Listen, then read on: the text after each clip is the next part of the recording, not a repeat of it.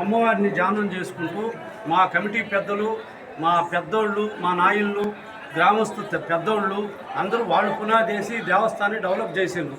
ఆ తర్వాత మేము ఎక్కువచ్చిన తర్వాత మాకు సంబంధించిన వాళ్ళము ఈ దేవస్థానాన్ని డెవలప్ చేసి ఈ తిరణాలు అనేది ఏర్పరచుకున్నాం సార్. జయప్రదం చేసుకుంటాను ఈ తిరణాలు భక్తి శ్రద్ధలతో చేసుకుంటూ ఆ సౌడేశ్వరిని కొలుచుకుంటూ చేసుకుంటున్నాం. ఇప్పుడు ఇట్లాంటి చరిత్ర ఉంది. ఆలయం చరిత్ర ఏమన్నా చెప్పండి. ఆలయం చరిత్ర బనగానిపల్లి దగ్గర నందవనం ఉంది, కర్నూలు నంద్యాల, అది పుట్టుచెల. అక్కడి నుంచి వచ్చింది. అంటే ప్రతి గ్రామంలో ఉంది సౌడమ్మ దేవాలయం.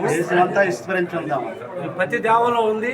ప్రతి దగ్గర కూడా వాళ్ళ స్థామత బట్టి గ్రామస్తులు స్టేజీని బట్టి వాళ్ళు గ్రామస్తులు కూడా ఈ విధంగా తిరణాలు చేసుకోవడం మాకు